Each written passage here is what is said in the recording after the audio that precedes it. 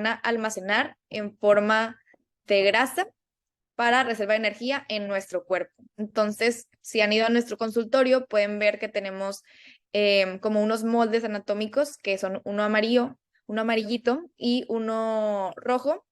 Y el amarillo, eso es lo que anatómicamente conocemos como tejido adiposo. ¿Ok? Y ahora vamos a ver cuáles son los lípidos en los alimentos, que son también los que coloquialmente conocemos como grasas comestibles, y estos se van a dividir en ácidos grasos insaturados, ácidos grasos saturados y ácidos grasos trans, que son los industriales, que ahorita vamos a explicar un poquito de cuáles son y cuáles son los beneficios de cada uno de ellos. ¿Quieres darle la siguiente, Andrea, por favor? Y pues sabemos que hay una gran confusión entre las grasas comestibles y la grasa corporal. Y hay un mito que sugiere que las grasas comestibles son la causa de ese aumento de peso, de ese almacenamiento en nuestro cuerpo.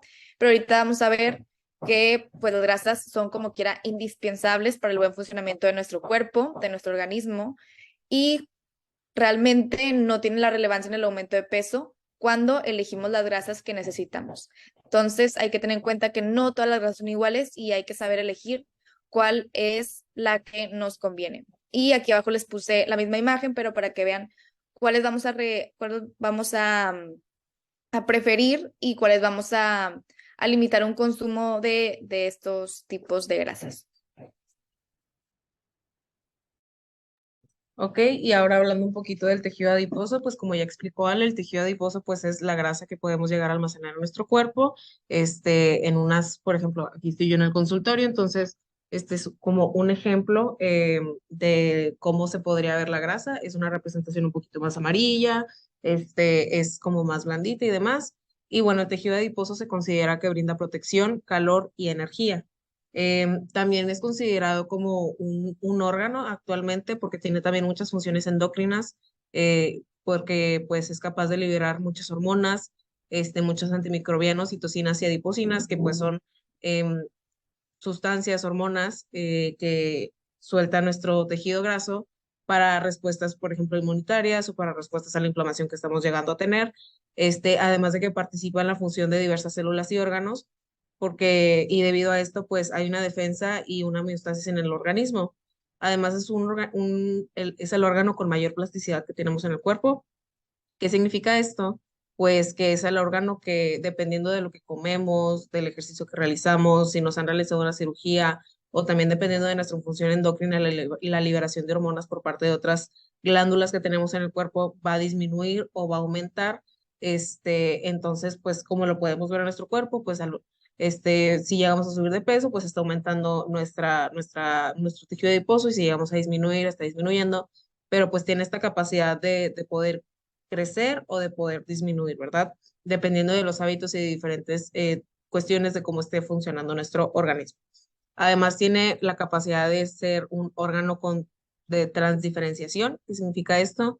Que dependiendo de ciertas situaciones que estemos pasando en nuestra vida, hablando ya como de manera sistémica u orgánica, el adipocito, que es como la célula que forma el tejido adiposo, que pues el tejido adiposo son varios adipocitos, el adipocito tiene la capacidad de poder convertirse a otro tipo de adipocito. Ahorita vamos a ver como que hay varios tipos y demás, este, para proteger a nuestro cuerpo. Por ejemplo, en condiciones de inflamación crónica, un adipocito puede adoptar el fenotipo y la función de un macrófago, que pues es como un glóbulo blanco que actúa para combatir microorganismos desconocidos en nuestro cuerpo y pues actúa obviamente para protegernos en cuanto al sistema inmune.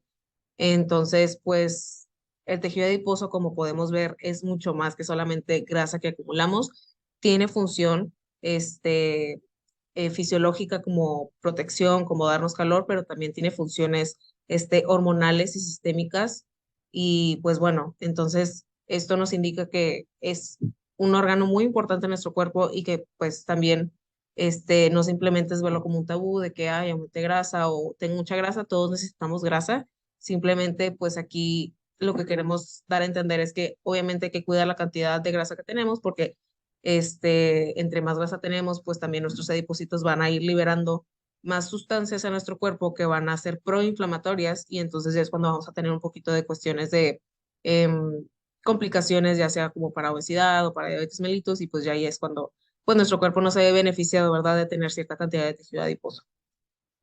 Y pues eso es lo que les platicaba de los tipos de tejido adiposo. Tenemos tejido blanco, tenemos un tejido que se llama beige y tenemos un tejido que se llama café o pardo. El tejido blanco básicamente almacena la energía en forma de triglicéridos. El tejido beige es un tejido que es bastante flexible, se podría decir.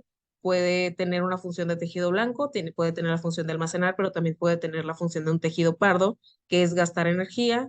Este, y pues, como ya lo mencioné, el tejido pardo entonces tiene la función de gastar energía, pues almacenada, ¿verdad? En forma de calor. Bueno, y ahora yo les voy a platicar sobre cómo se forma el tejido adiposo. Y aquí podemos ver arribita la célula madre, que es la mesenquimatosa. Y esto va a proceder a que la célula genere varios tipos de adipocitos, que era lo que nos platicaba Andrea. Y pues esto va a ser dependiendo pues nuestros genes y nuestro factor de transcripción.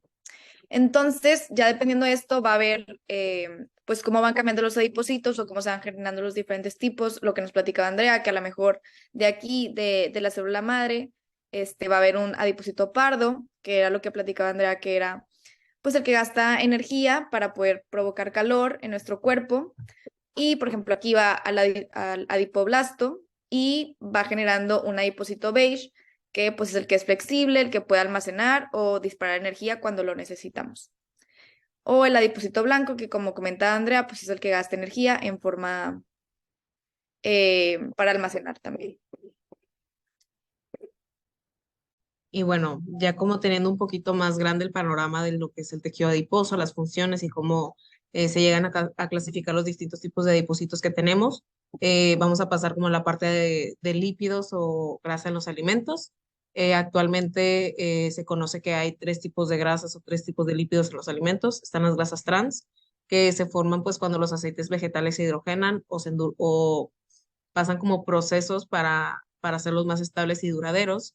Su alto consumo tiende a aumentar el colesterol LDL, que es el colesterol que es de baja densidad lipídica, y reduce los niveles del HDL. Entonces esto puede llegar a aumentar el riesgo de desarrollar enfermedades cardíacas o accidentes cerebrovasculares, ya sea como embolias o pues infartos incluso. Después están las grasas saturadas. Estas las podemos identificar un poco más fácil porque son sólidas a temperatura ambiente. Entonces, ahorita vamos a decir algunos ejemplos. Su consumo alto también se relaciona a altos niveles de colesterol LDL, y pues esto también aumenta el riesgo de enfermedades tanto cardiovasculares como cerebrovasculares. Y pues también tenemos las grasas insaturadas, que estas, a diferencia de las grasas saturadas, suelen ser líquidas a temperatura ambiente. Y estas, por el contrario, suelen aumentar los niveles de HDL. En las grasas insaturadas podemos ver como dos tipos pues de divisiones. Están las poliinsaturadas y las monoinsaturadas. La diferencia de estas es pues la cantidad de enlaces que tienen para formarse cada una. Es una cuestión ya un poquito más química. Pero pues aquí podemos ver en este pequeño mapa que, por ejemplo, las grasas trans se encuentran en aceites vegetales hidrogenados, en comida rápida o en comida que está como frita, que pasa mucho tiempo en calor, en alimentos industrializados, todos empaquetados, incluso en pasteles o postres que también suelen ser empaquetados. Las grasas saturadas se pueden encontrar en alimentos de origen animal y también en alimentos de origen vegetal. Los alimentos de origen, perdón, ahí está al revés. Los alimentos de origen vegetal son como el aceite de coco, el aceite de papa, el aceite de palma, todos los aceites como tropicales. Y en cuanto a los alimentos de origen animal, pueden ser la mantequilla, por ejemplo, la piel de las carnes o el pellejo del pollo, se podría decir, el ghee, que es como una mantequilla clarificada, pero pues que también es como durita, la mantequilla, incluso la manteca de puerco, y lácteos que son enteros. En todos los lácteos que son enteros, tipo leche entera, vamos a encontrar grasas saturadas. Y por el otro lado, las grasas insaturadas, como ya lo dije, se pueden dividir en poliinsaturadas y en monoinsaturadas. En las poliinsaturadas las podemos encontrar en pescados de agua fría, como lo son el salmón, por ejemplo, y también en aceites vegetales como de maíz, de soya o de girasol. Y las monoinsaturadas las podemos encontrar en aceites de oliva, por ejemplo, en el aguacate o incluso en el aceite de aguacate, en ciertas nueces como nuez pecana, almendras, pistaches, en el aceite de sésamo y en el aceite de canola. Aquí me gustaría recalcar que, por ejemplo, cuando escuchamos omega 3 o omega 6, estos pertenecen a las grasas insaturadas, poliinsaturadas. Este, y pues a veces ocupamos como por ejemplo el consumo mayor de omega 3 porque pues este es un tipo de ácido graso que nuestro cuerpo no se le puede producir en grandes cantidades, sin embargo es muy útil y nuestro cuerpo lo aprovecha muy bien cuando lo llegamos a consumir. Este, entonces sí, por ahí si llega a haber alguna duda del omega 3 el omega 6 estos pertenecen a las grasas poliinsaturadas. Este, y pues bueno, en cuanto a recomendaciones que hacen, por ejemplo, la OMS, se recomienda que de grasas saturadas se consuma menos del 10% del valor calórico total que deberíamos de consumir. Es decir, que si nosotros tenemos que consumir 2.000 calorías al día, pues consumamos menos del 10% de esas 2.000 calorías de grasas saturadas, pero obviamente esto ya sería una cuestión mucho más personalizada, obviamente para hacerlo más ad hoc a nuestras necesidades, pues tendríamos que acudir con una persona, un profesional, específicamente en la nutrición, y ya pues con ese profesional estaremos viendo pues todas las cuestiones de las necesidades que tenemos respecto a cada tipo de grasa. En cuanto a las grasas trans, se recomienda que sea uno o menos del 1% su consumo diario, igual del requerimiento energético total. Y pues en cuanto a las grasas insaturadas, estas son como, pues, este es como un parámetro un poco más personalizado porque, pues las grasas insaturadas, como son las que más se recomiendan, son las que más se llegan a poner dentro de un plan alimenticio o más se llegan a consumir dentro de la dieta en general. Entonces, esto ya sería como algo más personalizado. Y pues sí, recalcando que todos estos porcentajes son del requerimiento total de energía al día. Y bueno, ¿por qué necesitamos consumir grasa? Como ya hemos platicado, pues la grasa es indispensable para nosotros, tiene muchas más funciones, incluso de las que podríamos llegar a pensar que tienen. Y pues bueno, los ácidos grasos libres, que son derivados de los triglicéridos, como grasas y aceites, son el principal combustible aeróbico para el metabolismo energético del músculo. Esto quiere decir que pues de ahí se obtiene bastante energía para poder ir dándole un metabolismo energético al músculo adecuado, ¿no? Y pues hay muchas funciones y muchas razones por las cuales debemos de consumir grasa. Y pues aquí pusimos como en bullet points o bueno, en viñetas, como todas los beneficios que podemos obtener de consumir grasas. El primero es que pues bueno, básicamente la grasa es el componente esencial de todas las membranas celulares y subcelulares. Y justo ahí puse como una imagen de una membrana celular donde vemos que tiene glucolípidos, donde vemos que hay también colesterol por ahí. Este, entonces, pues sí, básicamente la grasa ayuda mucho simplemente iniciando desde la célula a construir la membrana celular, a hacerla una membrana celular estable, incluso las subcelulares. También sirven como vehículo biológico en la absorción de vitaminas liposolubles como la son la A, la D, la E y la K. Esto quiere decir que gracias a las grasas podemos absorber de mejor manera estas cuatro vitaminas, que son obviamente micronutrientes indispensables para pues, nuestro consumo diario. Además, son fuente de ácidos grasos esenciales, pues indispensables para el mantenimiento de la integridad de las membranas celulares, como ya lo había platicado. Y pues por el otro lado también se requieren para el transporte lipídico y son precursores de la hormona prostaglandina. Incluso, pues como ya había platicado, los lípidos tienen como muchas funciones hormonales y pues dentro de ellas está la prostaglandina. También juega un papel importante como colchón mecánico en el soporte de órganos vitales y pues ayuda con el mantenimiento de la flotabilidad neutra. ¿Qué quiere decir esto? No sé si alguna vez anteriormente ya habían escuchado como el término de grasa visceral. La grasa visceral es como la grasa que rodea nuestros órganos. Todos necesitamos esa grasa visceral. ¿Por qué? Porque justamente da esta función de colchón mecánico para el soporte de estos órganos. Porque pues obviamente nuestros órganos están flotando en nuestro cuerpo, entonces la grasa, como viene ahí, que es justo lo que viene en la imagen, la grasa ayuda como al agarramiento de estos órganos en nuestra pared, dentro de pues nuestro cuerpo, y es muy útil, pues ya el problema se ve cuando hay mucha grasa visceral en nuestro cuerpo. y entonces ya es como les platicaba, va a haber más repercusiones porque va a haber más secreción de hormonas que son proinflamatorias, y pues obviamente de sustancia. Este, y bueno, continuando, pues también son fuentes de esteroides esenciales que desempeñan una amplia gama de funciones biológicas importantes, como por ejemplo el colesterol está involucrado en el mantenimiento de los sistemas de membrana, en el transporte lipídico, es un precursor de la vitamina D, pues cuando nosotros llegamos a consumir alimentos para pues que la vitamina D se convierta como en este micronutriente que nuestro cuerpo puede aprovechar y absorber, pues los lípidos son muy útiles para poder llegar a este proceso, obviamente, así como en los ácidos biliares, en las hormonas como esteroides, andrógenos, estrógenos, hormonas adrenales y corticosteroides, que todas estas hormonas son hormonas que todos producimos, muy probablemente en diferente cantidad, porque pues depende mucho de su producción, si el sexo de la persona, ya sea masculino o femenino, este, pero pues es súper importante pues para todo este tipo de cosas. Y pues por último, la regulación del apetito. Nuestro tejido adiposo libera hormonas que nos llegan a indicar cuando estamos saciados o cuando nos da hambre. Entonces, pues por eso es también muy importante como el tener cierta cantidad de tejido adiposo en nuestro cuerpo.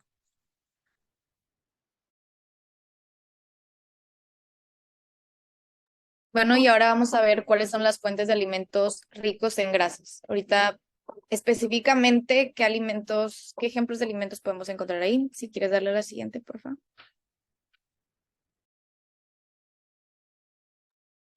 Bueno, pues vamos a ver primero los alimentos ricos en grasas poliinsaturadas, que esos son los que decía Andrea, que esto era muy personalizado porque eran los que más se incluían en esta dieta. Y estos, más que nada, los vamos a encontrar en nueces, semillas de girasol, semillas de aceite de linaza, pescados como el salmón, el arenque, el atún blanco, la trucha, el aceite de maíz, el aceite de soya y el aceite de cártamo. Estos tienen beneficios, eh, por ejemplo, ayudar a disminuir el colesterol LDL, que comúnmente lo conocemos como el colesterol malo, y esto pues, nos va a ayudar a reducir el riesgo de las enfermedades cardiovasculares. Después tenemos los alimentos ricos en grasas monoinsaturadas, que aquí también entra la nuez, el aguacate, el aceite de canola, el aceite de oliva, el aceite de cártamo, el aceite de girasol, el aceite y la mantequilla de cacahuate, de maní y el aceite de ajonjolí. Y estos igual nos van a ayudar a mantener bajo los niveles de LDL y a reducir el riesgo de las cardiopatías y de los accidentes cerebrovasculares. Y ahora hablando de los alimentos, de dónde podemos encontrar los alimentos ricos en grasas saturadas, está la mantequilla, el queso, la leche entera, el helado, la crema, las carnes con un poquito más de grasa, el aceite de palma, el aceite de coco, el aceite de palmiche, y aquí podemos ver que hay de origen animal y de origen vegetal. Y estos nos van a ayudar para proporcionar energía. Solamente hay que tomar en cuenta que cuando hay un exceso de energía, pues se va a almacenar esta energía en el tejido adiposo que ya definimos al principio. Y por último están los alimentos ricos en grasas trans, que estos son pues alimentos que han pasado por un proceso de hidrogenación, y pues van a contribuir a un aumento de grasa corporal. Son alimentos horneados comerciales como pasteles, galletas, dulces, eh, manteca vegetal, las palomitas en el microondas, las que ya vienen procesadas, la pizza congelada, la masa refrigerada, como las galletas y los bollos de pan, lo que comentaba Andrea, las frituras, las papas fritas, las donas, el pollo frito y la crema para café que no contiene lácteos. Entonces, el cuerpo pues, no necesita ni obtiene ningún beneficio de esas grasas trans y consumirlo de manera frecuente pues nos va a tener un riesgo aumentado de problemas de salud. Muy bien, entonces definitivamente necesitamos consumir grasas, pero ¿cómo sabemos qué tipo de grasas consumir y de qué manera nos alimentamos correctamente de las grasas que necesitamos? Lo primero, lo más importante es identificar las fuentes de grasas saturadas y de grasas trans y limitarlas. Esto es lo que más nos puede ayudar a tener un consumo adecuado de grasas de nuestra dieta, ya que el exceso de este tipo de grasas son lo que pueden aumentarnos el riesgo, por ejemplo, de que se eleven los niveles de colesterol o de triglicéridos en nuestra sangre y que con ello vengan los riesgos relacionados a esto. Entonces, tenemos que tener muy en mente cuáles son las fuentes de estas grasas saturadas o grasas trans, principalmente limitar el consumo de alimentos empanizados, capeados, fritos, etcétera. Y las fuentes de las grasas saturadas, es importante que sepamos que sí son necesarias, lo único es que tenemos que evitar el exceso. Entonces, como se mencionó anteriormente, las organizaciones mundiales de salud recomiendan que no exceda del 10% de nuestras calorías totales. Esto quiere decir que, por ejemplo, para un adulto masculino promedio que requiere de una dieta promedio también de un requerimiento calórico de aproximadamente 2.000 calorías, las grasas saturadas de esa dieta solamente deberían de equivaler a aproximadamente entre 100 y 200 calorías, lo cual pues es bastante poco en relación a todo el resto del alimento diario que esa persona debe de consumir. Es por eso que entonces debemos de tener bien visualizados estas fuentes de grasa, como por ejemplo la mantequilla, los aceites de palma y de coco, las carnes rojas, el queso, etcétera, y saber que sí se deben de consumir, pero con un buen límite en cuanto a las porciones. Y de hecho, por ejemplo, los aceites tropicales hace poco tuvieron un poco de auge, un poco de tendencia, ya que se recomendaba por cuestiones de salud, etcétera. Pero después se dio la prueba de revisar la composición de estos aceites, principalmente del de coco, y por ser su composición principalmente grasa saturada, pues realmente ya digamos que se desbancó este mito que se tenía de que era lo más saludable del mercado, cuando pues sabemos que sí es una grasa saludable, pero al tener una composición de grasa saturada bastante alta, realmente tenemos que limitarla, no porque sea una fuente vegetal que está asociado con la salud, tenemos por qué preparar todos nuestros alimentos con aceite de coco, ¿no? Un ejemplo del cómo debemos de tener visualizado de qué está compuesto lo que estamos comiendo en cuanto a las grasas y pues sobre todo también saber que la mayoría de los productos ultraprocesados, empaquetados, envasados, tienen, por ejemplo, fuentes de grasa como la grasa hidrogenada, que es una de las principales fuentes de las grasas trans, que también tenemos que limitarlas de nuestra dieta. Segundo, pues tenemos que saber que las grasas son la fuente nutricional de nuestra dieta que más calorías aporta, brinda 9 calorías por gramo, a diferencia de los carbohidratos y de las proteínas que solamente brindan 4 calorías por gramo, por lo que entonces tenemos que ser bastante conscientes de que un exceso de grasa nos puede hacer llegar a este exceso calórico que finalmente se traduce a adquirir mayor tejido adiposo o mayor grasa corporal, como se había mencionado anteriormente. Entonces, debemos de saber también que no solamente los alimentos que tal cual englobamos como grasas, que principalmente son, por ejemplo, la manteca, mantequilla, aceite, etcétera, nos aportan grasas, sino otros alimentos también, sobre todo de origen animal, como los lácteos y los pescados, también nos aporta grasa. Entonces, pudiéramos estar consumiendo absolutamente nada de aceite o de mantequilla en nuestro día, pero por consumir este tipo de alimentos, como los alimentos de origen animal principalmente, de todos modos vamos a estar nutriéndonos con grasas. Entonces, por esta razón también es importante que adquiramos esta habilidad de identificar cuáles alimentos nos brindan grasas. Por ejemplo, en el caso de los lácteos, es una muy buena recomendación optar porque consigamos la opción de lácteo bajo en grasa. Por ejemplo, en el caso de la leche, la leche light o de leche descremada, es una muy buena opción para poder estar recibiendo los beneficios nutricionales de la leche en este caso, pero sin que tengamos ese riesgo de excedernos, por ejemplo, en cuanto a nuestro consumo de grasas saturadas. Siguiente.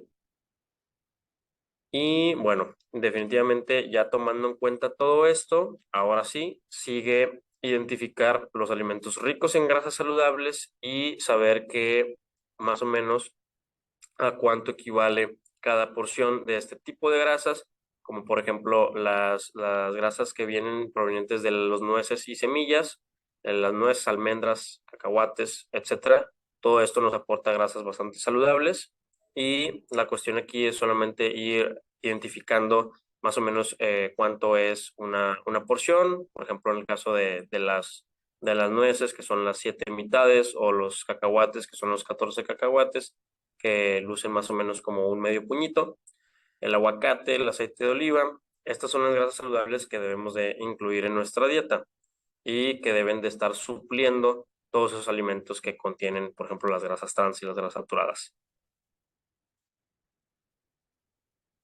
Y por último, también debemos de saber que hay un tipo de grasa que es bastante benéfico para la salud, que es el omega 3, ya que ha demostrado múltiples beneficios para la salud, tanto para personas saludables como para personas que padecen de una enfermedad. El omega 3 funge en distintas áreas del organismo para mejorar su fisiología. El omega 3 principalmente provoca beneficios cardiovasculares y también de control de la inflamación corporal e incluso actúa como un nutriente que modula nuestro sistema inmune. Entonces es importante que hagamos el esfuerzo de poder aumentar la cantidad de omega 3 en nuestra dieta, aunque la realidad es que en ocasiones puede resultar algo complicado, ya que sus principales fuentes son, por ejemplo, pescados grasos, como por ejemplo el salmón, y bueno, principalmente, por ejemplo, para las personas que no acostumbran comer tanto pescado o marisco normalmente, puede resultar un reto aumentar el consumo de omega 3. Es por eso que actualmente tenemos a la mano una buena variedad de suplementos de omega 3 en el mercado y es bastante recomendable acudir con un profesional de la salud, como un nutriólogo, para identificar cuál sería la cantidad de omega 3 que se está consumiendo normalmente en la dieta y de si es necesario o sería recomendable para cada persona optar por un suplemento omega 3 para poder tener estos beneficios de salud que brinda el nutriente. Pero de igual forma, importante llevarnos cuáles son las principales fuentes de omega 3, que bueno, como mencionamos, principalmente pues los pescados de marea fría y pescados grasos, y también, por ejemplo, la linaza es una muy buena fuente de omega 3. Y recordar que pues, el omega 3 no lo sintetiza el cuerpo, por lo que es esencial que lo obtengamos de alguna u otra manera en nuestro cuerpo. Y listo. Esto pues sería como la información que tenemos para ustedes el día de hoy. Si llegan a tener